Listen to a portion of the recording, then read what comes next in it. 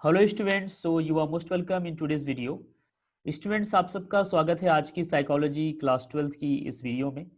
इस वीडियो को आने में स्टूडेंट थोड़ा डिले हुआ है, तो उसके लिए मैं आप सबसे यही कहूँगा, थोड़ा बिजी शेड्यूल होने की वजह से और कुछ इंटरनेट अवेलेबिलिटी की प्रॉब्लम की वजह से मैं आप सबको वीडियो नहीं प्रोवाइड कर सका।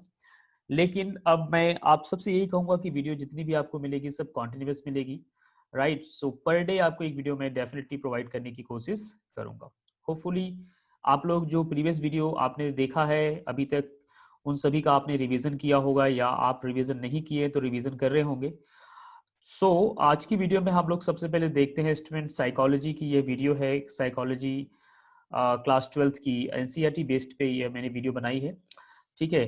चैप्टर नंबर 3 अभी हम लोग कर रहे हैं, जैसा कि आप सब जानते हैं। उसी की प्लेलिस्ट से ये वीडियो आपकी बन रही है, उसी सीरीज में वीडियो चल रही है, ठीक है।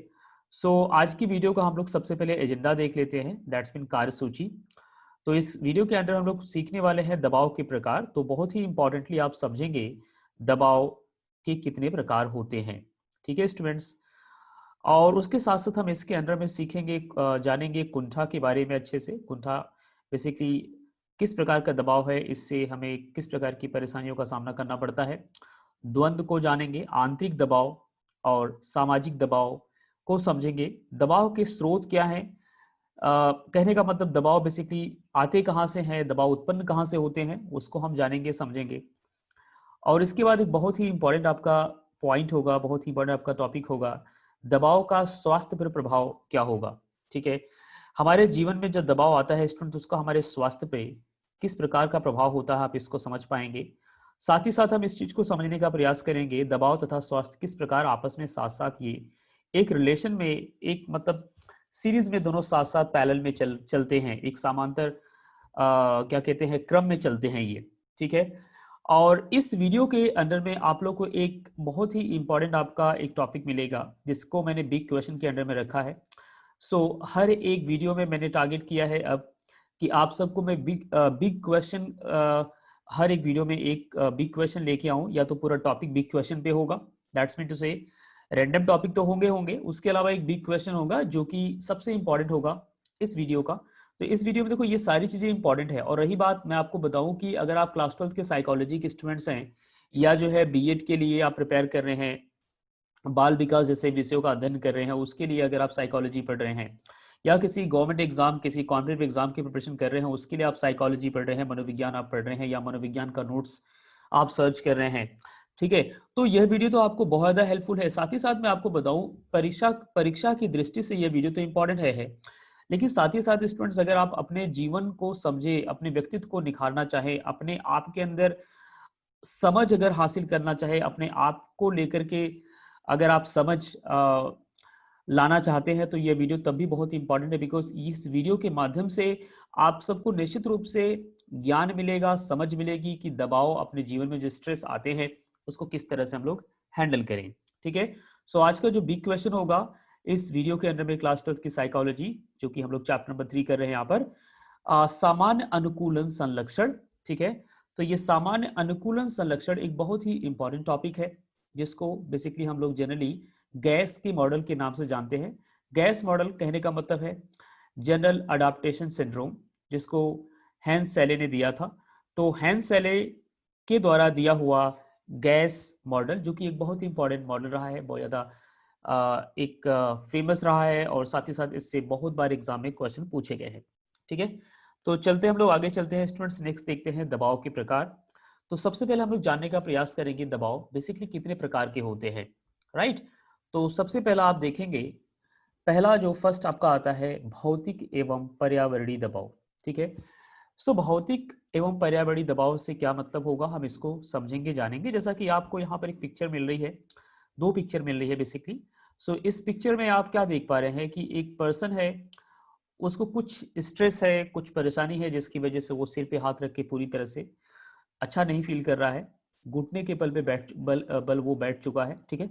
तो ये क्या है, एक बाहर का दबाव बेसिकली। उसको जब हम लोग किसी ऑफिस वर्क या स्कूल के एक्स्ट्रा प्रोजेक्ट, राइट, या जो है बाहर के कुछ और काम, या फैमिली कुछ ऐसे वर्क होते हैं जो बेसिकली हमें स्ट्रेस प्रोड्यूस कर रहे होते हैं, जिसकी जिसे हम कम पसंद कर रहे होते हैं या जो हमें नहीं पसंद है, कुछ ऐसे काम जब मिलते हैं तो इसे भौतिक दबाव के अंडर में रखा गया है, जो बाहर से आपको प्रेशराइजेशन मिलता है। ठीक है, नेक्स्ट आपका होता है पर्यावरणीय दबाव। पर्यावरणीय दबाव बेसिकली आप इस पिक्चर के माध्यम से समझ सकते हैं। जैसा कि इस पिक्चर में देख रहे हैं, कोई पर्सन है यहाँ पर, एक व्यक्ति यहाँ पर खड़ा हुआ है और उसके सराउंडिंग में बिल्कुल आपको कई सारी बिल्डिंगें दिखाई दे रही हैं। यहाँ पर ये थर्मामीटर जो कि टेम्परेचर का लो एंड हाई दिखाई दे रहा है ना। यहाँ पर ट्रैफिक आपको दिखाई दे रही है, सिंगल कार है, मतलब यहाँ पर ट्रैफिक हो सकती है, यहाँ पर नॉइज है।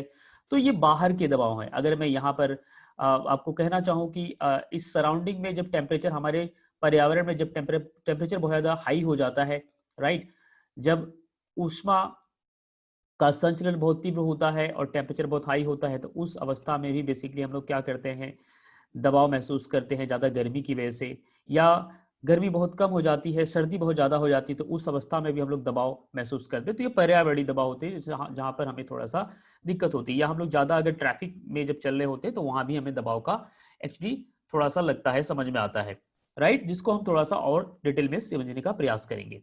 नेक्स्ट आपका आएगा मनोवैज्ञानिक दबाव। तो मनोवैज्ञानिक दबाव का सीधा सीधा मतलब होता है स्टूडेंट, जो आपके मन से उत्पन्न होता है।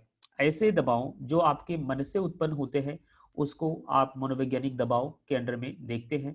तो इसके अंदर होता क्या है कि अगर आपके मन में कुछ ऐसे विचार उत्पन्न होते हैं, आपके मन में कुछ ऐसे थॉट्स आते हैं जिसकी वजह से अगर आपके अंदर दबाव होता है, स्ट्रेस होता है, तो इसे हम मनोवैज्ञानिक दबाव कहेंगे।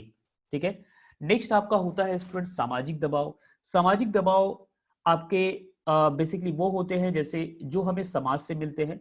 समाज में आपको समझाना चाहूँ, समाज कहते किसे हैं?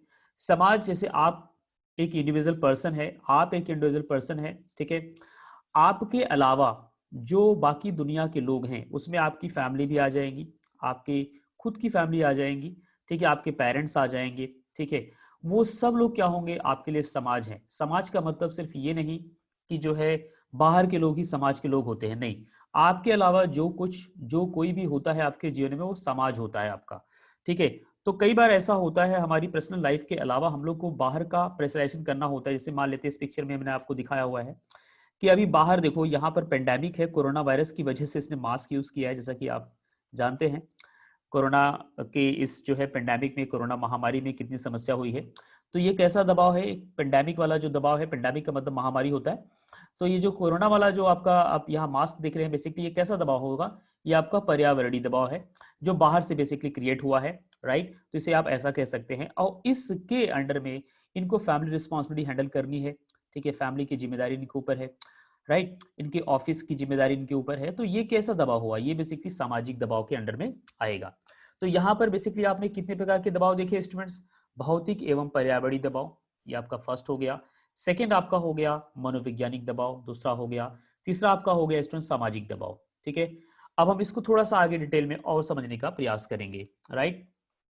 तो सबसे पहला आपका आता है भौतिक एवं पर्यावरणीय दबाव, राइट। तो भौतिक दबाव वे मांगे हैं जिसके कारण हमारी शारीरिक दशा में परिवर्तन उत्पन्न होते हैं, उसे हम भौतिक दबाव कहते हैं। जिसके कारण हमारी शारीरिक दशा में परिवर्तन उत्पन्न होते हैं, हम तनाव का अनुभव करते हैं और हम शारीरिक रूप से अधिक परिश्रम करते हैं, राइट। पौष्टिक भोजन की कमी की वजह से ऐसे दबाव हमें ज्यादा देखने को मिलते हैं। कोई चोट लग जाती है या निद्रा की कमी हो जाती है, तो ऐसी अवस्था में हमें ये भौतिक दबाव देखने को मिलते हैं स्टूडेंट्स। ठीक है, इसके बाद नेक्स्ट मैंने आपको समझाया पहले भी पर्यावरणीय दबाव। तो पर्यावरणीय दबाव क्या होता है, पर्यावरणीय दबाव हमारे परिवेश में एक ऐसी दशाएं हैं या वैसी दशा होती है जो प्राय अपरिहार्य होती है, जिसे बेसिकली हम लोग हैंडल नहीं कर पाते इजिली से, राइट। जैसे कि वायु प्रदूषण हो गया, भीड़ हो गई, है ना, शोर हो गया, ग्रीष्मकाल की गर्मी हो गई या शीतकाल की सर्दी हो गई, इत्यादि इत्यादि।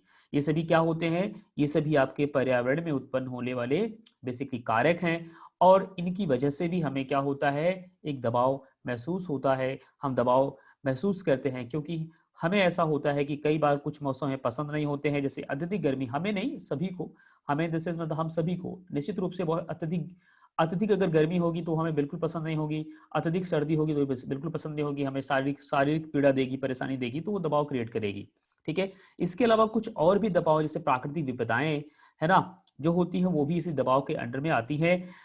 दबाव पर्यावरणीय दबाव के अंडर में आती है, जैसे विपाती घटनाएं जैसे कि आग लगना, भूकंप, बाढ़ इत्यादि। ठीक है स्टूडेंट्स, सो आप समझ पा रहे हैं दबाव के प्रकार को अच्छे से, मैं उम्मीद करता हूं। तो ये क्लास 12 की साइकोलॉजी में एक बहुत ही इंपॉर्टेंट आपका टॉपिक है स्टूडेंट्स। आप सबको इसको समझना है। मैं आपको बताऊं, आपको लर्न नहीं करना है, याद करके रट्टू तोता बनने की कोशिश आप बिल्कुल मत करना। इसे समझने का आपको प्रयास करना है। जितने अच्छे से आप इसे समझेंगे उतना अच्छे से आप एग्जाम में लिख पाएंगे। और सबसे अच्छी बात मैं आपको बताऊं, आप एग्जाम में लिखने के लिए ही न समझें, आप समझें खुद के ज्ञान के लिए, खुद की समझ के लिए, खुद के उत्थान के लिए, खुद के विकास के लिए आप समझेंगे तो चीजें आपको बहुत अच्छे से क्लियर होगी। अब हम नेक्स्ट देखेंगे मनोवैज्ञानिक दबाव। कह रहे हैं यह वह दबाव है जिनमें हम अपने मन में उत्पन्न करते हैं, जिसे अपने मन में उत्पन्न करते हैं। मैंने आपको पहले ही बताया, ये दबाव अनुभव करने वाले व्यक्ति के लिए विशिष्ट होते हैं। मतलब अगर इनके मन में कुछ ऐसे बातें हैं जिसकी वजह से इनको स्ट्रेस हो रहा है, तो ये बात इन्हीं को पता चलेगी, इन्हीं को समझ में आए, जैसे कि आप पिक्चर में देख पा रहे हैं। अगर मैं बोलूं कि बाहर बंदा कोई खड़ा हुआ है या इनका कोई फैमिली पर्सन है, उसको समझ में आ जाए इनके मन की बात, तो वो बिल्कुल इम्पॉसिबल है, ऐसा नहीं हो सकता। Right students? तो ये बेसिकली अनुभव इसको कौन कर पाता है, ये एक विशिष्ट होता है। इसका अनुभव कौन कर पाता है? जिसके मन में, जिसके विचारों में बेसिकली कुछ ऐसी दशा उत्पन्न होती है जिसकी वजह से वो प्रेशर में आता है, वो स्ट्रेस में आता है। तो बेसिकली ये क्या होते हैं? आंतरिक स्रोत या आंतरिक स्रोत होते हैं, आंतरिक स्रोत से उत्पन्न होते हैं ये। जैसे कि परेशानी, दुश्चिंता, अवसादग्रस्त इत्यादि इसके अंदर आएंगे। कोई परेशानी आपकी है, किसी समस्या से आप ग्रस्त हो, है ना, वो कुछ भी हो सकती है जो आपके मन के अंदर है, जिसे आप बाहर नहीं बता रहे हो, बाहर नहीं बता पा रहे हो, तो ये आपका क्या होगा? मनोवैज्ञानिक दबाव कहलाएगा। यह केवल दबाव के लक्षण ही नहीं बल्कि दबाव को बढ़ाते भी हैं। और बहुत ही इंपॉर्टेंट बात मैं आपको बताऊं स्टूडेंट्स, इस प्रकार के जो दबाव होते हैं, मनोवैज्ञानिक दबाव, बहुत ही घातक होते हैं। क्यों? क्योंकि ये बेसिकली लक्षण ही नहीं यहाँ पर दे रहा है, साथ ही साथ इसकी वजह से अगर आप मन में कुछ विचार आप उत्पन्न कर रहे हैं जिसकी वजह से आपको चिंता होती है, आपके मन में ऐसी कुछ बातें हैं, ठीक है, तो आपका उससे क्या होगा? वो लक्षण तो है, साथ ही साथ जो है वो उस दबाव को बढ़ाता भी है। आपने देखा होगा, सुना होगा, ठीक है, इतने सारे यंग एज में जो सुसाइड्स केसेस अपने को देखने को मिलते हैं, ऐसे बहुत सारी घटना हमें देखने को मिलती है जो क्या होती है, जो एक मानसिक पीड़ा की वजह से बेसिकली उत्पन्न होती है। तो अगर आपका मनोविज्ञान अच्छा है, अगर आपकी साइकोलॉजी अच्छी है, अगर आपने क्लास 12th में साइकोलॉजी को अच्छे से पढ़ा है, तो निश्चित रूप से इन सब जीवन की लड़ाइयों से आप अच्छे से निपट सकेंगे और अच्छे से अपने आप को क्रियान्वित करके आगे ले जा सकेंगे। मनोवैज्ञानिक दबाव के प्रमुख स्रोत कुंठा, द्वंद्व, आंतरिक और सामाजिक दबाव इत्यादि इत्यादि हो सकते हैं। ठीक है, हम समझेंगे कुंठा, द्वंद्व, आंतरिक दबाव और सामाजिक दबाव को अच्छे से। ठीक है, सो इसके अंदर एक बात मैं यही आपको क्लेरिफाई कर दूं। देखो, कुंठा का मतलब क्या होता है? आपके मन में कोई बात आ चुकी है, जैसे आपके मन में कोई बात आ गई, ठीक है, जैसे मान लेते हैं आपके फ्रेंड ने आपकी बेइज्जती कर दी, आपके एग्जाम में मार्क्स कम आए, ठीक है, अब वो बात आपके दिमाग में आ चुकी है और आपका उस बेसिकली सब्जेक्ट में इंटरेस्ट नहीं है या आपको अच्छे से समझ में नहीं आता, आप उसमें वीक है, कमजोर है, ठीक है, और आपको हो सकता है उस फ्रेंड की कही हुई बात, मैं एक जस्ट एग्जांपल ले रहा हूं, बातें बहुत सारी हो सकती है, आप अपने दिमाग से समझ सकते हो इसको, ठीक है, बस उस फ्रेंड के कहने मात्र से आपके दिमाग में वो कुंठा उत्पन्न करेगी, आपको वो बात चुभेगी, ठीक है। अगर आपने उसकी बात को क्या किया, एक चैलेंज लेकर के उसको फेस किया, ठीक है, और आप उबर करके आगे आए, अपने आप को एक अच्छे लेवल पे अगर आप खड़े करते हैं, तो ये कुंठा आपकी खत्म तो हो जाएगी, साथ ही साथ ये आपको ताकत भी दे देगी। जैसे कि मैंने आपको पिछली वीडियो में समझाया था एक बल्ब के माध्यम से, कि थोड़ा अगर स्ट्रेस होता है तो निश्चित रूप से हमारे लिए दवाई का काम करता है, हमारे लिए एक ईंधन का काम करता है, हमें बूस्ट करता है, हमें किक देता है वो, और हमें आगे की तरफ मूव करता है, राइट। लेकिन अगर वो ज्यादा हो जाता है यही कुंठा, तो हमारे लिए नुकसानदायक हो जाता है। द्वंद का मतलब होता है आपके अंदर कुछ ऐसी बातें, जैसे मान लेते हैं कोई एक 10th ग्रेड का स्टूडेंट्स है, ठीक है, जिसमें एग्जांपल दे रहा हूं, इसको आप कहीं से भी आप अटैच कर सकते हैं, ज्वाइन कर सकते हैं। 10th क्लास का जब बच्चा होता है, जब वो बेसिकली 10th क्लास होता है, तो उसके सामने दो चॉइसेस आते हैं कि 11th में वो साइंस लेके आगे कंटिन्यू करे, कि साइंस में वो जो है नॉन मेडिकल फिर मेडिकल ले, या मेडिकल ले या नॉन मेडिकल ले, या कॉमर्स स्ट्रीम में जाए। तो इस ऐसी जब कंडीशन यहाँ पर आती है, तो वो बेसिकली क्या होता है? वो बेसिकली आपका द्वंद्व होता है, राइट। जब हम लोग चीजों को वर्सेस कर लेते हैं और वहां पर हम लोग सिलेक्ट नहीं कर पाते, तो वो क्या होता है? इससे भी दबाव उत्पन्न होते हैं, तो इसे द्वंद्व के अंडर में रखा गया है। आंतरिक दबाव जो आपके अंदर है, जो आपके अंदर से उत्पन्न हो रहा है, जो आपकी सोच और विचार से आता है। सामाजिक दबाव जो बाहर के प्रेशर आप पर है, उसे सामाजिक दबाव के अंडर में हम रखेंगे। तो सामाजिक दबाव को अगर मैं थोड़ा सा और आपको समझाऊं, तो सामाजिक दबाव के अंदर में आप अंडर में बेसिकली आप इन्हें देख सकते हैं, इस पिक्चर को दोबारा से वही पिक्चर है। सामाजिक दबाव में बाहर के जो भी आपके दबाव होते हैं, जैसे कि इस वर्किंग लेडी का किसी ऑफिस में वर्क करना, ठीक है, और वर्क जिस ऑफिस में इन्होंने वर्क अपना करना है उस ऑफिस के और भी एम्प्लॉयज हैं, उनके बॉस हैं, है ना, अप में, लोअर में और अपर में, मतलब अलग अलग पोस्ट के लोग हैं जिसको इन्हें मैनेज करना है ना, और इनको किसी भी प्रोजेक्ट को टाइमली प्रेजेंट करना है। उसके अलावा साथ ही साथ इनको उस ऑफिस तक पहुंचने के लिए ट्रैफिक का या जो है एक मतलब सर्टन किसी कन्वेंस का यूज करना होता होगा, तो वहां रास्ते में आना जाना, ट्रैफिक को झेलना, और साथ ही साथ जो है फैमिली रिस्पॉन्सिबिलिटी, है ना, हो सकता है मैरिड अगर लाइफ है तो मैरिड लाइफ में और सारी फैमिली रिस्पॉन्सिबिलिटी बढ़ जाती है। तो कहने का मतलब क्या है, ये सब क्या होते हैं, ये सब सामाजिक दबाव होते हैं, राइट स्टूडेंट्स। तो होपफुली आप समझ पा रहे हैं दबाव को अच्छे से। हम लोग आगे चलेंगे, यहाँ पर कुछ और इंपॉर्टेंट बातें जानने का प्रयास करेंगे कि दबावपूर्ण जीवन घटनाओं की एक मापनी को कैसे हम लोग इसे मापते हैं, राइट। जैसे आप अगर मार्केट में जाते हैं स्टूडेंट्स, कोई सब्जी लेने या दूध लेने या जो है कपड़े लेने, तो निश्चित रूप से उसकी एक इकाई होती है, उसकी एक मापनी होती है। जैसे कि अगर आप सब्जी लेने जाते हैं तो किलोग्राम में लेंगे, है ना, केजी में लेंगे, तो उसकी एक मापनी है, this is called the unit, right. और उसी तरह से अगर आप मार्केट में जाते हैं दूध लेने तो उसे लीटर में लिया जाता है, बिकॉज वो उसकी मापनी है। कपड़े को कैसे लेंगे, मीटर में लेंगे, उसकी मापनी है, because that is the unit. Okay, उसी वही क्या है, उसका मात्रक है। तो आखिर में हम लोग दबाव को कैसे मापे, तो उसी पे बेसिकली हमारे Indian scientist in the sense Indian psychologist, भारतीय मनोवैज्ञानिक और विदेशी मनोवैज्ञानिक ने मिलजुल करके कुछ ऐसे तरीके बनाए जिससे हम लोग दबाव को माप सकते हैं। दबाव के लिए जीवन घटनाओं की एक मापनी का निर्माण बेसिकली होम्स और राहे ने किया, राइट। उपरोक्त मापनी के आधार पर सिंह, कौर तथा कौर ने भारतीय जन समुदाय के लिए, बेसिकली ये जो दबाव की मापनी है भारतीय जन समुदाय के लिए बनाई गई, तो इसे आप लोग ध्यान रखना, के लिए दबावपूर्ण जीवन घटनाओं की एक मापनी विकसित की गई है। बिकॉज सभी देशों के लिए दबावपूर्ण जो मापनी है वो थोड़ा अलग अलग हो जाती है। जैसे इंडिया में आपका चलता है, इंडिया में चलता है किलोग्राम, है ना, मीटर, और समय को हम लोग सेकंड में मापते हैं, kilogram metre second, right right. ऐसे विदेश में क्या करते हैं, वो जो मास जो होता है, मतलब जो वजन वाली चीजें होती है ना, जिसका वेट होता है, उसको वो लोग केजी में नहीं माप के पाउंड में मापते हैं, पाउंड, राइट। पाउंड किसे मापते हैं, पाउंड में, POUND। अब बताओ, है ना, ये क्या है, ये दो अलग तरीका हो गया है, समझ रहे ना स्टूडेंट्स। तो उसी तरह से एक ही बेसिकली चीज को मेजर करने के लिए एक स्टैंडर्ड तरीका एक कंट्री के लिए बना दिया गया, दूसरी कंट्री के लिए दूसरा तरीका बना दिया गया, लेकिन उसको आपस में रिलेट कर सकते हैं। तो ऐसा भी मैं आपको कहना चाहूंगा। जैसे कि मैं आपको बताऊं, इंडिया में अपना चलता है रुपीज, जिसका सिंबल आप ये जानते हैं, और फॉरेन कंट्री में अगर अमेरिका की बात करूं, वहां चलता है डॉलर, जिसका सिंबल आपका ये है। तो ये दोनों क्या है, इन दोनों में आपस में रिलेशन हम बिल्ड कर सकते हैं, लेकिन दोनों देशों में अलग अलग आपके क्या है, ये करेंसी चलती है। जिस तरह से $1 आपका जो होता है वो इंडियन रुपीस के अराउंड जो है 74 रुपीस के बराबर होता है। तो ये क्या है, आपस में एक रिलेशन देखो हमने बिल्ड कर दिया।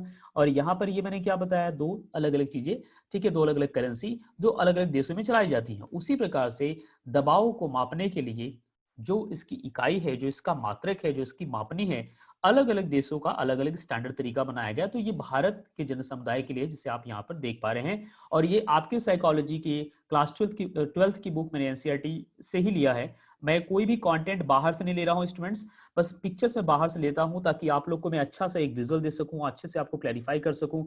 और इस एक वीडियो को बनाने में आपको बताऊं 12 से 13 घंटे लगते हैं, मिनिमम टू मिनिमम। पूरा सब कुछ अपडेट करने में 12-13 घंटे, कई बार उससे भी ज्यादा लगते हैं। तो आप ये जानते रहना कि वीडियो इतने आसानी से नहीं बनती जितना आप लोग को लगता होगा, सर जल्दी जल्दी वीडियो बना के भेज नहीं रहे हैं हमारे पास। काफी मेहनत करनी पड़ती है। मैं यही चाहता हूं कि आप सबको साइकोलॉजी बहुत अच्छे से समझ में आए, राइट। और साइकोलॉजी नहीं, मैं जो चीज पढ़ाता हूं, मैं बेसिकली मैथ्स का भी टीचर हूं, मैं मैथ्स रीजनिंग भी पढ़ाता हूं, ठीक है, बहुत सारी और चीजें पढ़ाता हूं मैं। तो बेसिकली मैं यही चाहता हूं कि मेरे स्टूडेंट्स जो भी चीजें पढ़े उनको क्लैरिफिकेशन हो, अच्छे से समझ में आए। तो इसलिए आप सबसे रिक्वेस्ट रहेगी, वीडियो को आप देखा करो, इतनी मेहनत से जब बनाई जाती है आप सबके लिए। और साथ ही साथ अपने उन फ्रेंडों में जरूर शेयर करा करो जिसको इसकी जरूरत होती है। तो यहाँ पर जीवन घटनाएं और माध्य दबाव अंक मैंने यहाँ पर प्रदर्शित किया है स्टूडेंट्स। परिवार में किसी निकट संबंधी की अगर मृत्यु हो जाती है, तो यहाँ पर जैसे मान लेते हैं कोई एक पर्सन है, उसके मामा की मृत्यु हो गई, तो मामा क्या है, निकट संबंधी है, राइट। अगर मामा की मृत्यु होती है तो उस केस में जो दबाव का जो स्तर होता है वो 66 अंक में रखा गया है और ये बेसिकली 1 से 100 के बीच में मापा जाता है, राइट। मतलब 1 सबसे कम और 100 सबसे ज्यादा, राइट। अप्रत्याशित दुर्घटना या अभिघात, कोई ऐसी घटना घट गई जिसकी हमने उम्मीद नहीं की थी, अचानक कोई घटना घट जाती है। घटना बहुत प्रकार की हो सकती है, ऐसा नहीं घटना का मतलब सिर्फ एक्सीडेंट ही होता है, किसी प्रकार की दुर्घटना हो सकती है वो, ठीक है, अप्रत्याशित, लेकिन जिसकी कोई प्रत्याशा ना हो, ठीक है, तो उसके लिए दबाव 53 आपका यूनिट में रखा गया है। परिवार के किसी सदस्य की बीमारी का पता लग जाना, ऐसे मान लेते हैं परिवार के सदस्य की बड़ी बीमारी से अगर आप अवगत होते हैं, आपको पता लगता है, तो उस केस में आपको दबाव हो जाता है। मित्र से संबंध टूटना, किसी मित्र से आपका एक अच्छा रिलेशन है, अच्छी दोस्ती है, अगर उससे संबंध जब ब्रेकअप होता है उससे या टूट जाता है संबंध, तो वहां पर भी हमें स्ट्रेस होता है। और आपको मैं एक बात क्लियर कर देना चाहूँ, ब्रेकअप जो मैंने वर्ड बोला है, ब्रेकअप का मतलब ये नहीं है कि बॉयफ्रेंड और गर्लफ्रेंड के बीच में ही ब्रेकअप होता है। ब्रेकअप का मतलब संबंध टूटना, वो मेल मेल के बीच हो सकता है, फीमेल फीमेल के बीच हो सकता है और मेल फीमेल के बीच हो सकता है। तो आप लोग चीजों को क्लैरिफाई किया करो, अच्छे से समझा करो। गलत तरीके से पढ़ाई नहीं करना चाहिए। पढ़ाई जो शिक्षा का मतलब है उसी हिसाब से आपको स्टडी करनी चाहिए, ताकि क्लैरिफिकेशन आपको मिलती रहे, और मेरा यही उद्देश्य है। परीक्षा में बैठना, जैसे आप अगर परीक्षा बोर्ड का आपका एग्जाम है इस बार 12th ग्रेड का, है ना, 12th क्लास के साइकोलॉजी के जब आपका पेपर देने जाएंगे, अगर मान लेते हैं साइकोलॉजी का जो 12th क्लास का पेपर है, आपका मनोविज्ञान का पहला अगर आपका पेपर है, वो आप जा रहे हैं एग्जाम देने, राइट। तो आपको पहले दिन आपको उस बोर्ड एग्जाम में, है ना, चाहे आपका जो सा भी बोर्ड हो, एनसीईआरटी सीबीएसई बोर्ड है या बिहार एमपी कोई भी आपका बोर्ड है, लेकिन जब एग्जाम में जाएंगे तो वहां पर थोड़ा सा आपको क्या होगा, एक बार आपको स्ट्रेस लगेगा। तो उसको देखो 43 यूनिट रखा गया है, लेकिन सबके लिए बराबर नहीं, एक जनरल एवरेज यहाँ देखो माध्य रखा गया है, राइट। माध्य का मतलब एवरेज।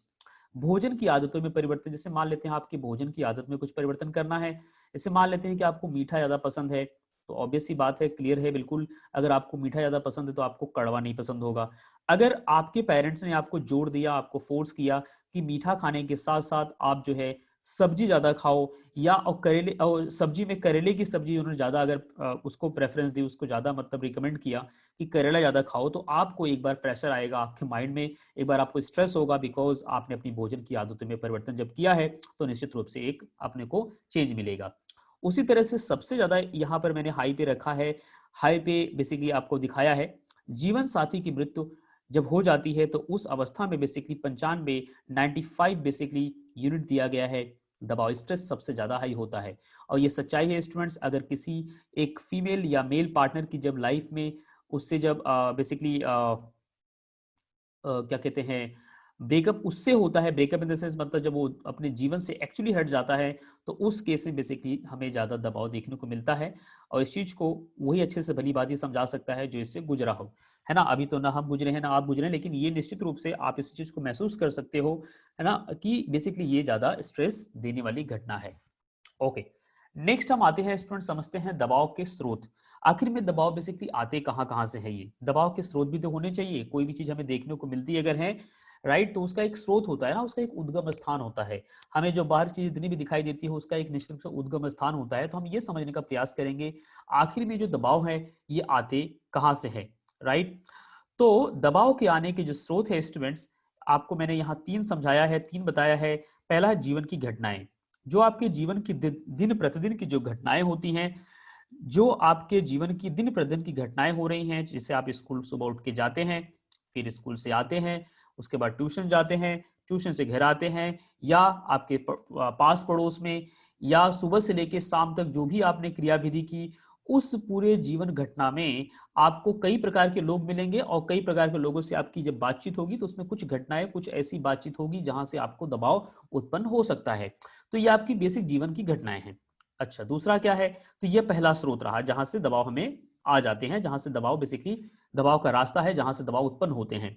परेशान करने वाली घटनाएं, कुछ ऐसी घटनाएं जो हमें परेशान करती हैं, जैसे अचानक कुछ ऐसा कुछ हो जाना परिवार में, समाज में, स्कूल में, कुछ ऐसी घटना जिसको मैं अभी आगे आपको क्लैरिफाई अच्छे से करूंगा। तो ये बेसिकली हमें क्या करती हैं, ये बेसिकली हमें क्या करती है, परेशान करती हैं, और इस प्रकार से यहां से दबाव हमें उत्पन्न होता है।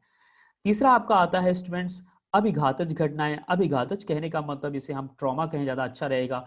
ट्रॉमा का मतलब होता है कुछ ऐसा एक्सीडेंटल, कुछ ऐसा अचानक जिसकी हमने प्रत्याशा नहीं की, जिसकी हमने उम्मीद नहीं की, है ना, जो बिल्कुल बिल्कुल अप्रत्याशित है ना। अचानक कोई ऐसी घटना घट जाना, किसी का एक्सीडेंट हो जाना, या कुछ भी ऐसा हो जाना अचानक, इसे हम बेसिकली ट्रॉमा कहेंगे, जो हमें बहुत ज़्यादा ठेस पहुंचाता है, जो दुख देता है, तकलीफ देता है। तो ऐसी जो चीज़ें होती हैं, यहाँ से भी हमें दबाव उत्पन्न होते हैं। तो आपने 3 देखे, 3 स्रोत देखे, बेसिकली 3 जगहें वो देखी, 3 स्थान वो आपने समझा, जहाँ से बेसिकली दबाव उत्पन्न होता है। तो पहला है जीवन घटनाएँ, दूसरा है परेशान करने वाली घटनाएँ, तीसरा है अभिघातज घटनाएँ, जिसे हम ट्रॉमा कहते हैं। राइट? सो अब हम समझेंगे एक-एक को अच्छे से, क्लियरिटी के साथ में, बिल्कुल अच्छे से। जीवन घटनाएँ, अब देखो जीवन की घटनाएँ, कुछ छोटी-मोटी घटना, मैंने आपको एग्ज़ाम्पल दिया बिकॉज़ अभी आप लोग स्कूल लाइफ़ में हैं या बहुत ज़्यादा कॉलेज लाइफ़ में आप लोग जी रहे हैं। तो कॉलेज, स्कूल लाइफ़ में ऑब्वियस सी बात है, ऐसी कुछ बड़ी घटना तो नहीं घटेगी, लेकिन हाँ, फैमिली में कुछ ऐसा हो जाता है, या जो है स्कूल में किसी से कहा-सुनी हो जाती है, कुछ टीचर से अगर आपको कुछ ऐसा कुछ बातें सुनने को मिल जाती है, जिसकी वजह से आपको अ, आपके लिए ये घटना आपके लिए बड़ी हो सकती है। लेकिन मैंने यहाँ पर एग्ज़ाम्पल लिया है एक फीमेल, वर्किंग फीमेल का, जैसा कि आप पिक्चर में देख पा रहे हैं। एक वर्किंग फीमेल है, मतलब एक ऐसी फीमेल जिनको ऑफिस का वर्क भी देखना है, फैमिली रिस्पॉन्सिबिलिटी भी संभालनी है, सेल्फ रिस्पॉन्सिबिलिटी भी संभालनी है, राइट? तो ये इनकी जीवन की घटना है, राइट? तो अब इनकी जीवन की जो छोटी-छोटी घटना है, इसे हम छोटी कह रहे हैं, लेकिन इनके लिए छोटी बिल्कुल नहीं है। अब इन्हें इस बच्चे का ध्यान रखना है, जो इनके जीवन का एक हिस्सा है, तो इनके जीवन की घटना ये बिल्कुल है। तो अपने ऑफिस के वर्क को अपने बच्चे के लालन-पालन के साथ में, उस बेबी केयरिंग के साथ में किस तरह से वो मैनेज करे, और साथ ही साथ अपनी पर्सनल केयर और फैमिली, कुछ और भी रिस्पॉन्सिबिलिटीज होगी कुकिंग के अलावा, और भी बाकी सारी चीजें।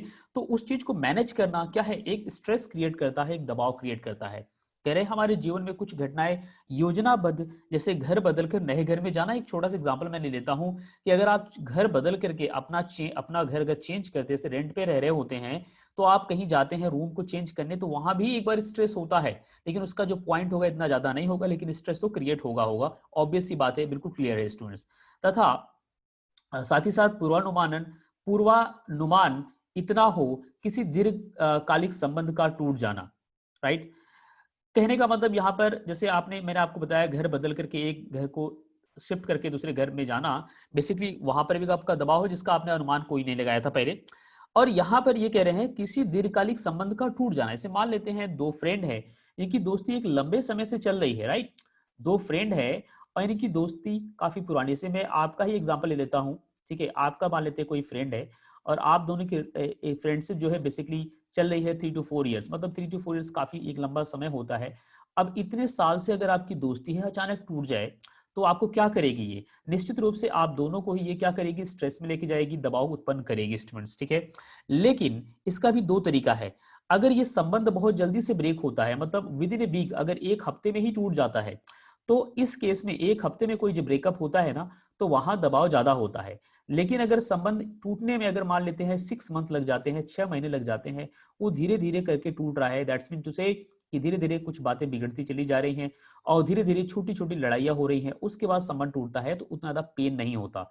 समझ पा रहे हैं? मैं आपको एग्जाम्पल एक और देता हूं। जैसे आपने सुना होगा, देखा होगा, ठीक है, अपने सराउंडिंग में डिवोर्स एक केस होता है, ठीक है, कि कई बार कुछ शादियां ऐसी होती हैं 3 से 4 साल बाद उनका डिवोर्स हो जाता है। जब 3 से 4 साल बाद डिवोर्स होता है, बेसिकली जब 3 से 4 साल बाद अगर डिवोर्स होता है, अचानक डिवोर्स होता नहीं है, राइट? तो कुछ न कुछ नोक जोक पहले से चल रहे होते हैं, शादी के 1 साल 2 साल बाद से ही कुछ न कुछ जो नोक जोक है वो चल रहे होते हैं, जिसकी वजह से अब अगर डिवोर्स होता है तो दोनों ही पार्टियां क्या होती हैं, हैप्पी रहती हैं। उनको लगता है कि नहीं, हमें मुसीबत से बल्कि छुटकारा मिला है, उनको उस केस में स्ट्रेस नहीं होता, या होता है तो बहुत कम होता है। लेकिन अगर वही वही दोनों मैरिड लाइफ जो पर्सन है, जो कपल है, उनमें से किसी की एक अचानक मृत्यु हो जाए, किसी एक पर्सन की डेथ हो जाए, तो वही सेम घटना जो डिवोर्स जैसे ही है, जो अलगाव जैसे ही है, लेकिन उस केस में बहुत ज्यादा पीड़ा होगी, बहुत ज्यादा स्ट्रेस उत्पन्न होगा स्टूडेंट्स, ठीक है? तो आई होप आप चीजों को समझ पा रहे हैं। नेक्स्ट आपका आता है परेशान करने वाली घटनाएं। तो कुछ ऐसी घटना जो आपको परेशान करती है, से अचानक अगर आपके बॉस ने आपको वर्कलोड बढ़ा दिया, आपको काम कुछ ज्यादा दे दिया, या जो है आपका बॉस जो है वो बॉसगिरी ज्यादा करता है ना? या मान लेते हैं कि आपके पास पड़ोस में व्यवस्थाएं अच्छी नहीं है, आपका पड़ोस अच्छा नहीं है, या बिजली पानी की कमी हो गई, यातायात की व्यवस्था अच्छी नहीं है, आपको बहुत दूर जाना जाना है, आपका ऑफिस आपके घर से काफी दूर है, और कन्वेंस का जो साधन है बेसिकली नहीं मिलता वो। और इस प्रकार के जो दबाव जो होते हैं वो आपके जीवन की नॉर्मल घटनाओं से जो दबाव उत्पन्न हो रहा है, तो इसे हम परेशान करने वाली घटनाएं कह सकते हैं। नेक्स्ट आपका आता है अभिघातज घटनाएं स्टूडेंट्स। तो अभिघातज घटनाएं बेसिकली वो घटनाएं होती है, ऐसी ऐसी घटनाएं बेसिकली होती है जो अचानक बेसिकली पीड़ा उत्पन्न कर दे, ऐसे जिसमें बेसिकली क्या कहते हैं, किसी का एक्सीडेंट हो जाता है या कोई बड़ी दुर्घटना घट जाती है, भूकंप हो जाता है, सुनामी आ जाती है, या जो है अग्निकांड कुछ हो जाता है, मतलब कहीं आग लग जाती है, इस प्रकार की जो चीजें आपको देखने को मिलती है, ये बेसिकली एक अभिघातज होती है, एक ट्रॉमा करने क्रिएट करने वाली घटना होती है, जो हमें स्ट्रेस में लेके जाती है, जैसा कि आप पिक्चर में यहाँ पर देख पा रहे हैं। इसके बाद हम लोग स्टूडेंट समझेंगे मनोवैज्ञानिक प्रकार तथा स्वास्थ्य पर दबाव का प्रभाव। बहुत ही इंपॉर्टेंट ये पॉइंट रहेगा आप सब क्लास ट्वेल्थ के साइकोलॉजी के स्टूडेंट्स के लिए।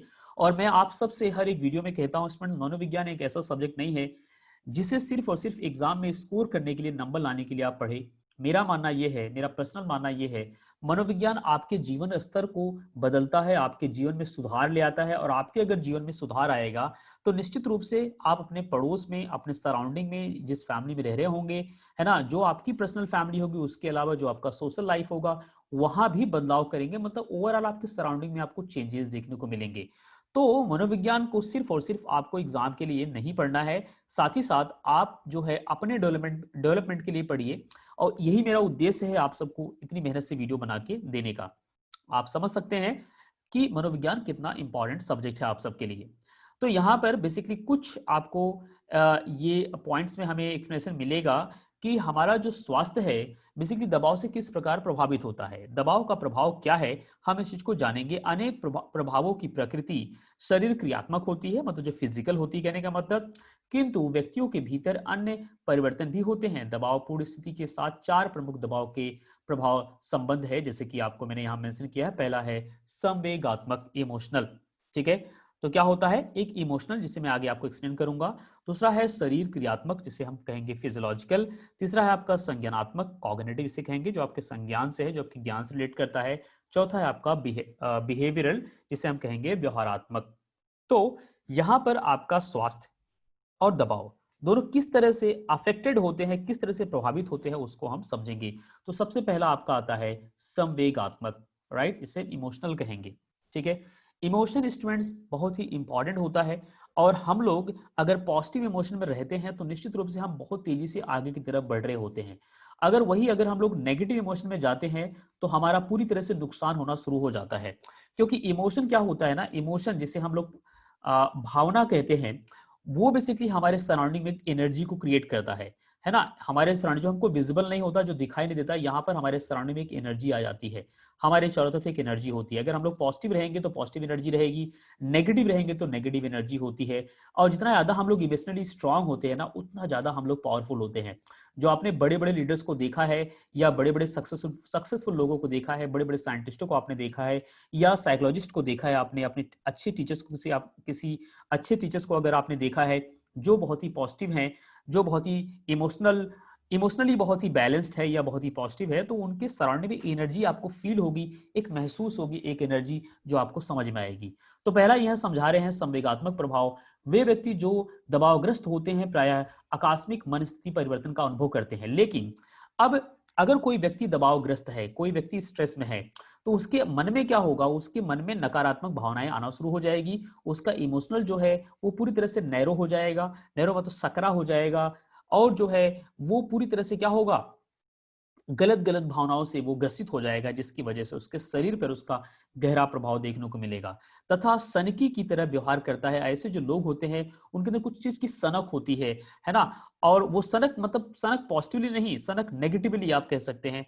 तो वो सनक उनको बहुत नुकसान करती है, जिसके कारण वे परिवार तथा मित्रों से विमुख हो जाते हैं। और बहुत समय बाद हमें ऐसा भी रिसर्च में देखने को मिला है कि ऐसे लोग अधिकतर क्या होते हैं, परिवार या मित्रों से विमुख होते चले जाते हैं, ठीक है। तो आपने देखा होगा जो आप लोग को अलग अलग क्राइम करने वाले लोग दिखाई देते हैं ना, जैसे मर्डर कर दिया, है ना, रेप कर दिया, या जो है और जो उल्टे सीधे जो क्राइम है, बेसिकली कुछ इस प्रकार के लोग कर देते हैं, जिसको अपने इमोशंस के ऊपर उनको बिल्कुल समझ नहीं है, राइट। कुछ स्थितियों में इसके कारण दुष्चक्र प्रारंभ होता है, और कुछ स्थितियों में क्या होता है कि दुष्चक्र इतना ज्यादा होता है कि ऐसे व्यक्ति का जीवन ही क्या हो जाता है, पूरा ध्वस्त हो जाता है, खत्म हो जाता है, अगर वो इस प्रकार के दुश्चिंता या अवसाद की भावना से ग्रसित होते हैं, और उनका शारीरिक और मनोवैज्ञानिक दोनों तरह से क्या होता है, हनन होता है। ठीक है स्टूडेंट्स, तो आई होप मेरी बात आप समझ रहे हैं। तो इसलिए अपने इमोशंस को आपको कंट्रोल करना है, अपने सोच पे, अपने विचारों पे आपको ध्यान देना है कि किस प्रकार के विचार आपके मन में उत्पन्न हो रहे हैं और उसे कैसे कंट्रोल किया जाए। नेक्स्ट आपका आता है शरीर क्रियात्मक, जिसे हम कहेंगे फिजियोलॉजिकल। फिजियोलॉजिकल कहने का मतलब, इसे मान लेते हैं कोई एक पर्सन, यहाँ पर एक व्यक्ति मैंने बनाया है, ठीक है। इस पर्सन के सामने अगर मान लेते हैं बिगिनिंग में इसका नॉर्मल जो वर्कलोड था, वर्कलोड दैट्स मीन जो उसको पर डे जो वर्क मिलता था वो इतना था, किसी ऑफिस में ये वर्किंग है फॉर एग्जाम्पल, ठीक है, जिसको जो कि बेसिकली कार्टून मैंने बनाया है। अगर इसका वर्कलोड बढ़ा के डबल कर दिया जाए तो क्या होगा आप बताइए। इसके जो फिजियोलॉजिकल स्ट्रेस से ग्रसित हो जाएगा, इसकी जो फिजियोलॉजी है, मतलब इसका जो शरीर है वो ऑटोमेटिकली थक जाएगा। जैसे मान लेते हैं कि अगर आप अपना ये एग्जांपल ले लो, अगर आप पर डे जो जितना यूनिट ऑफ वर्क करते हो, अगर आप उसको डबल या ट्रिपल आपको सामने दे दिया जाए तो आपको कैसा लगेगा, आपको इरिटेशन हो जाएगी, तुरंत एक चिड़चिड़ापन सा आएगा, एक अच्छा बिल्कुल फील नहीं करोगे, राइट। तो ये कैसा दबाव है, ये आपका फिजियोलॉजिकल है। तो मैं आपको यहां समझाऊंगा अच्छे से। शरीर क्रियात्मक प्रभाव, जब शारीरिक या मनोवैज्ञानिक दबाव मनुष्य के शरीर पर क्रियाशील होते हैं तो शरीर में कुछ हार्मोन, जैसे कि हार्मोन की बेसिस पे हमने इसको सीखा और जाना है। जैसे कि अगर मैं आपको एग्जांपल दूं कि आपके सामने एक अगर सांप अगर निकल जाए, एक सर्प मतलब स्नैक अगर आपके सामने का आ जाए, तो अचानक आपके घर में अगर कोई सांप निकलता है, स्नैक निकलता है, या आपके सामने अचानक आ जाता है, तो आपके सामने क्या होगा, आपके बॉडी के अंदर क्या होगा, आपके बॉडी के अंदर एक स्ट्रेस तुरंत फील हो जाएगा। और आप उस टाइम दो ही चीजें कर सकते हो, या तो फाइट करोगे, फाइट मतलब या तो लड़ोगे, राइट, या तो क्या करोगे, फ्लाइट करोगे। फ्लाइट का मतलब भाग जाओगे, राइट। तो या तो फ्लाइट, या तो फाइट, या तो फ्लाइट, राइट। तो दो चीजें आपके साथ में हो सकती है। क्यों ऐसा? बिकॉज ये हमारे बॉडी का एक नेचुरल प्रोसेस है। हमारे बॉडी के अंदर दो हार्मोन्स बेसिकली सीक्रेट होते हैं जो हमारे ब्लड सर्कुलेशन को बहुत तेज कर देते हैं, और जो है बॉडी के अंदर बेसिकली हमारा जो मेटाबॉलिज्म है वो भी तेजी से ग्रोथ करता है। इससे हम चयापचय कहते हैं, तथा शारीरिक क्रिया में विशिष्ट परिवर्तन कर देते हैं। जब हम थोड़े समय के लिए दबावग्रस्त होते हैं तो ये शरीर क्रियात्मक कुशलता पूर्वक कार्य करने में सहायता करते हैं। अगर हम थोड़े समय तक ही इसको सोचे, से मान लेते हैं आपके सामने डबल वर्क अगर रख दिया गया, डबल वर्क आपके सामने आ गया और आपने थोड़े समय के लिए सोचा, उसके बाद फिर काम में लग गए, तो थोड़ा समय आपको स्ट्रेस होगा, आपको फील होगा, लेकिन उसके बाद आप उसको नॉर्मल रूटीन में ले लोगे और उस चीज को आप अच्छे से कवर भी कर पाओगे। तो बेसिकली ये चीज हमें देखने को मिलती है जिसे हम फिजियोलॉजिकल कैलेंडर में रखते हैं। और यहाँ पर जैसे कि आप देख पा रहे हैं, एपिनफ्रेरिन तथा नॉर एपिनफ्रेरिन छोड़ना, ये बेसिकली दो आपके हार्मोन्स है जो हमारी बॉडी रिलीज करती है। पाचक तंत्र की धीमी गति से होता क्या है, अगर ये आपके हार्मोन्स सिक्रेट होते हैं, निकलते हैं, इसे आपकी पाचक तंत्र की जो गति होती है वो धीमी जाती है, फेफड़े में वायुमार्ग का विस्तार होता है, हृदय में वृद्धि तथा रक्त वाहिकाओं का सिकुड़ना, इस प्रकार के शरीर क्रियात्मक प्रभाव का उदाहरण हमें देखने को मिलता है स्टूडेंट्स, ठीक है। नेक्स्ट आपका आता है संज्ञात्मक। संज्ञात्मक बेसिकली आपके ज्ञान से रिलेट करता है, जो आपके समझ से है बेसिकली। तो जैसा कि पिक्चर में आप देख पा रहे हैं, पिक्चर वही है, यहाँ पर आप उस चीज को रिलेट कर सकते हैं। जो भी आपका जैसा ही आपका ज्ञान है, जितनी आपकी समझ होगी, उसके अकॉर्डिंग आप जो है चीजों को बैलेंस करना सीखेंगे। यदि दबाव का कारण दाब या प्रेशर निरंतर रूप से बना रहता है तो व्यक्ति मानसिक अतिभार से ग्रस्त हो जाता है। उच्च दबाव के कारण उत्पन्न यह पीड़ा व्यक्ति में ठोस निर्णय लेने की क्षमता को तेजी से घटा देती है। जैसे कि मैंने आपको यहाँ पर एग्जांपल दिया है, एक वर्किंग फीमेल है, जो एक कार्यशील जो है महिला, जो जिसके पास एक बेबी भी है, उसकी अपनी पर्सनल लाइफ है, प्रोफेशनल लाइफ है, सोशल लाइफ है, उन सबको बैलेंस करने में अगर मान लेते हैं उसने क्या कर लिया, हार मान ली, थक गई, तो उस केस में क्या होगा, उसका दबाव का स्तर इतना बढ़ जाएगा कि उसको डिसीजन लेने की क्षमता ही खो देगी वो। तो ये बेसिकली कैसा है, ये उसकी समझ पे डिपेंड करता है। अगर इस चीज को वो नॉर्मली अगर लेती है, नॉर्मली समझती है, ये जो फीमेल है, अगर इस चीज को नॉर्मल लेके चले कि नहीं हमारी लाइफ का एक हिस्सा है, ये जो बेबी है हमारी लाइफ का एक हिस्सा है, मेरी पर्सनल लाइफ हमारी लाइफ का एक हिस्सा है, जो प्रोफेशनल लाइफ हमारी लाइफ का एक हिस्सा है, और उस चीज को अगर इस तरह से लेके बैलेंस करे तो डेफिनेटली ये आगे फिर अच्छे से उन्नति कर सकती है और अपने लाइफ में सक्सेसफुल भी बन सकती है। लेकिन अगर इन्होंने हार माना तो निश्चित रूप से उसका हमें दुष्परिणाम ही देखने को मिलेगा। घर में, जीविका में तथा कार्यस्थान के लिए गलत निर्णयों के द्वारा तर्क वितर्क, असफलता, वित्तीय घाटा, यहाँ तक कि नौकरी की क्षति भी इस के परिणाम स्वरूप हो सकती है। तो मतलब अगर कॉग्निटिव आपका अच्छा नहीं है, अगर आपका संज्ञानात्मक समझ अच्छी नहीं है, तो इस प्रकार के दबाव के होने की वजह से बहुत सारा हमें नुकसान देखने को मिलता है। इसके बाद नेक्स्ट आपका आता है स्टूडेंट व्यवहारात्मक, बिहेवियरल। व्यवहारात्मक बेसिकली क्या होता है, जो हमें व्यवहार में देखने को मिलता है, जो हमारे व्यवहार में परिवर्तन देखने को मिलता है, राइट। दबाव का प्रभाव हमारे व्यवहार पर कम पौष्टिक भोजन करने, उत्तेजित करने वाले पदार्थ हो, जैसे कि आपका मदिरा का सेवन, तमाम चीजों का सेवन इस प्रकार से जो लोग करते हैं, या जो है स्मोकिंग वगैरह करते हैं, तो इस प्रकार से उनके व्यवहार में परिवर्तन आपको देखने को मिला देंगे। जैसे कैफीन का अधिक सेवन या सिगरेट तथा मद्य अन्य औषधियों का अधिक सेवन करने से आपको उनके व्यवहार में ही चीजें अलग दिखाई देंगी, राइट।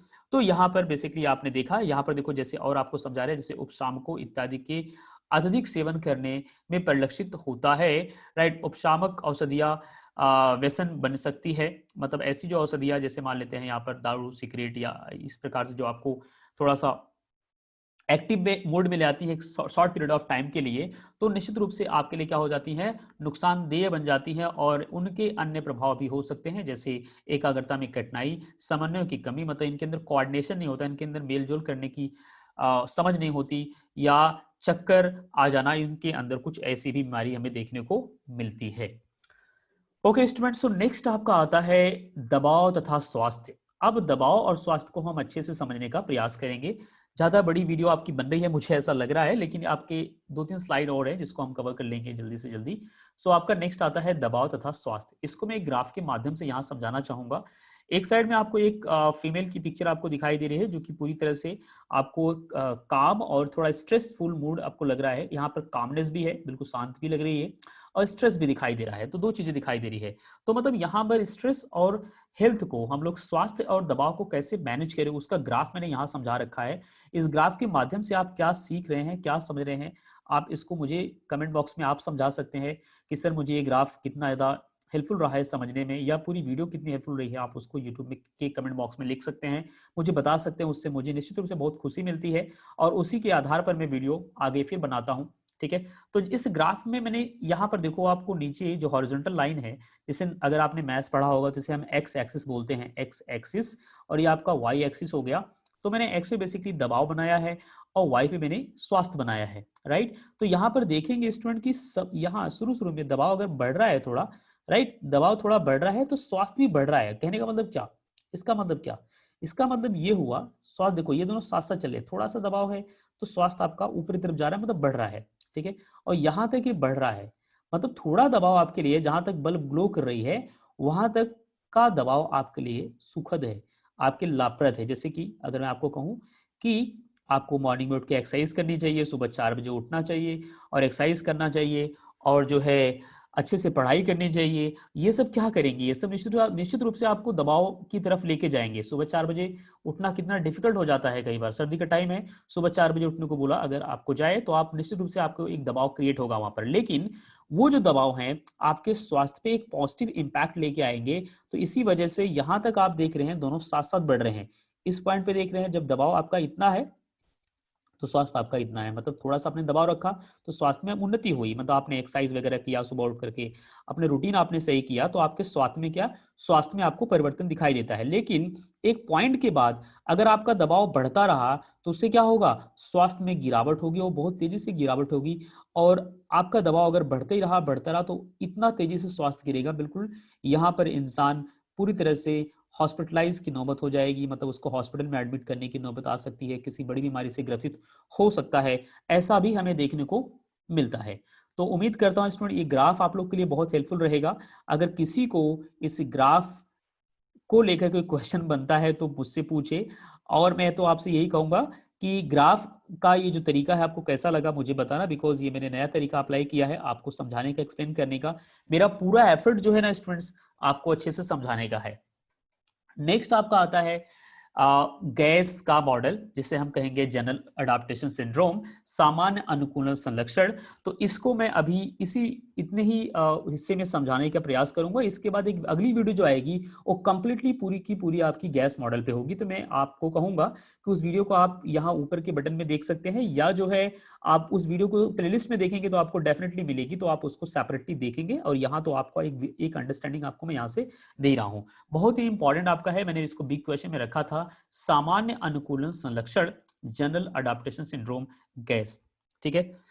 तो बेसिकली क्या है, जिसे हैंस सेले ने दिया था, मैंने आपको पहले ही बताया था, जब दबाव सतत रूप से दीर्घकालिक बना रहता है, अगर आपके अंदर दबाव लगातार बना रहता है तब होता क्या है, तो होता यह है कि शरीर में नुकसान बहुत ज्यादा होता है। तो शरीर में क्या घटित होता है, तो इस चीज को किसने समझा, समझने का प्रयास किया सैले ने, हैंस सैले ने इस चीज को समझने का प्रयास किया। तो हैंस सैले ने इस प्रश्न का अध्ययन किया। सैले ने इस प्रतिरूप को सामान्य अनुकूलन संलक्षण, जिसे जनरल अडाप्टेशन सिंड्रोम का नाम दिया, ठीक है, जिसे हम गैस कहेंगे, का नाम दिया। के अनुसार जीएएस के अंतर्गत 3 चरण होते हैं। तो यहाँ पर बेसिकली 3 चरण होते हैं, उन 3 चरणों को हम अच्छे से समझेंगे। पहला आपका चरण है सचेत प्रतिक्रिया, नेक्स्ट आपका आता है प्रतिरोध, तीसरा आपका आता है परिशांति। तो पहला आपका है अलार्म रिएक्शन, जिसे सचेत प्रतिक्रिया कहेंगे। दूसरा आपका है रेसिस्टेंस, जिसे प्रतिरोध प्रतिक्रिया कहेंगे। और उसके बाद चौथा आपका आता है परिशांति, से एग्जॉस्टेशन कहेंगे, मतलब पूरी तरह से हार मान लेना। अब मैं इसको आपको इस ग्राफ के माध्यम से समझाने का प्रयास करता हूं, और मैंने जैसा कि आपको बताया, आपको अगली वीडियो जो मिलेगी वो प्योरली इसी टॉपिक पे होगी, जो आपको डिटेल में मैंने एनिमेटेड वीडियो उसके अंदर क्रिएट किया है, ताकि आपको अच्छे से समझ में चीजें और अच्छे से आ जाए। वैसे फिलहाल यहां तक समझ में आ जाना चाहिए, ठीक है।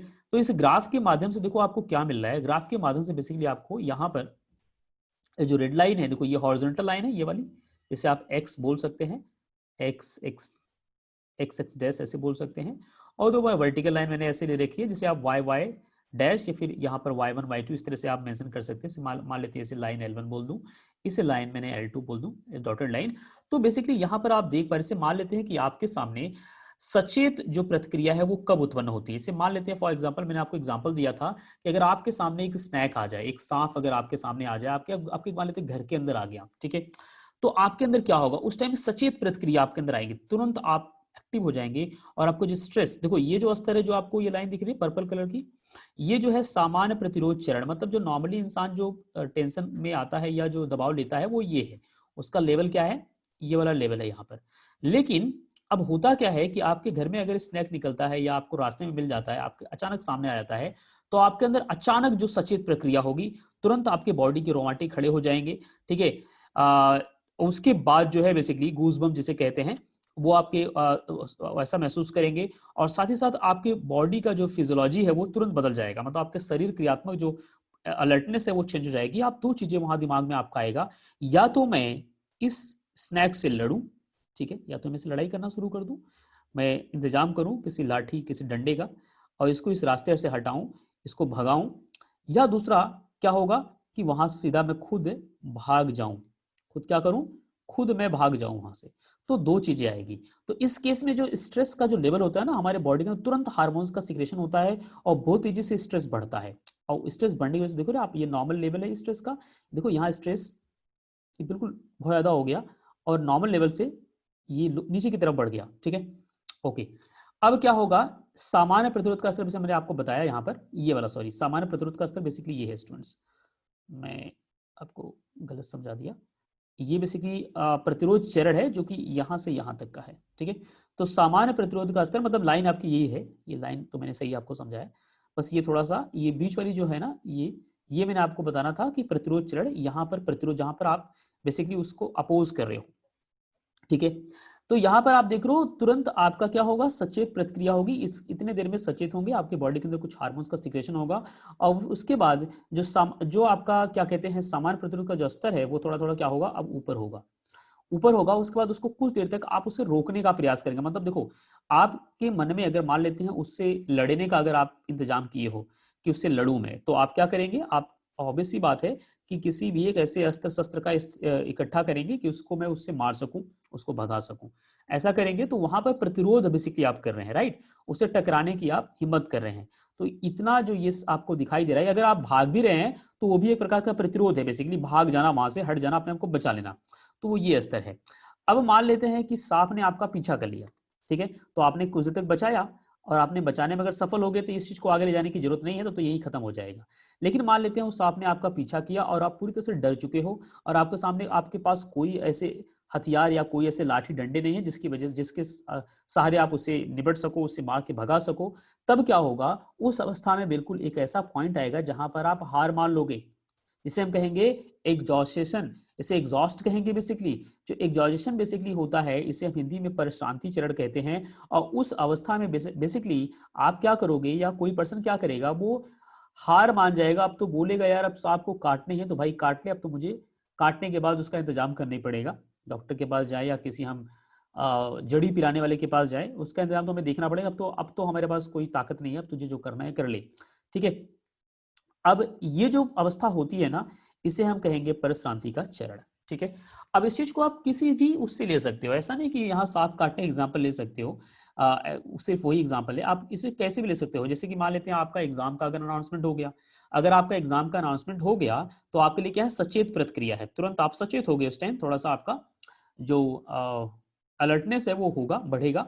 और उसके बाद उसमें आप प्रतिरोध करोगे, फिर आप इंतजाम करोगे कि मैं कैसे कैसे अपनी प्रिपरेशन करूं, या किन किन सब्जेक्ट को मैं किस तरह से हैंडल करूं, या किसको मैं कितना समय पढूं, तो वो सब क्या किसमें आएगा, प्रतिरोध में आएगा, राइट। लेकिन अगर आप एग्जाम तक पहुंचते पहुंचते अगर आप हार मान लेते हो, फिर सोचते हो यार अब जो होगा देखा जाएगा, चाहे पास होंगे या फेल होंगे, तो वो कौन सा चरण होगा, वही होगा आपका परश्रांति चरण, इसे हम कहेंगे एग्जॉस्टेशन या एग्जॉस्ट बेसिकली हो जाना, पूरी तरह से खत्म हो जाना, ठीक है स्टूडेंट्स। सो ये था गैस का मॉडल, और जिसको मैं बेसिकली आपको अगली वीडियो में एक डिटेल एनिमेटेड वीडियो में आपको प्रोवाइड करके दूंगा। सो आप लोग बने रहिएगा मेरे साथ, जिसको मैं एक्सप्लेनेशन दूंगा ताकि आपको चीजें अच्छे से क्लियर हो जाए। तो आज की क्लास हम यहीं स्टॉप करते हैं, वीडियो काफी बड़ी हुई है, और अब आपको वीडियो कंटिन्यूअस मोड में मिलती रहेगी। बस आप लोग को इतना करना है, वीडियो जब इतनी मेहनत से बनाई जाती है तो आप लोग उसको आधा देख के भाग जाते हो, तो उसका कोई रीजन नहीं होता मेरे लिए, बिकॉज मेरी मेहनत पूरी लगती है ना। एक वीडियो को मैंने आपको बताया बनाने में स्टूडेंट्स एटलीस्ट कम से कम 12 से 13 घंटे लगते हैं। ये जितना आपका वीडियो में देख रहे हैं काम, वो सब बनाने में मेहनत करनी पड़ती है और सब कुछ करना पड़ता है, राइट।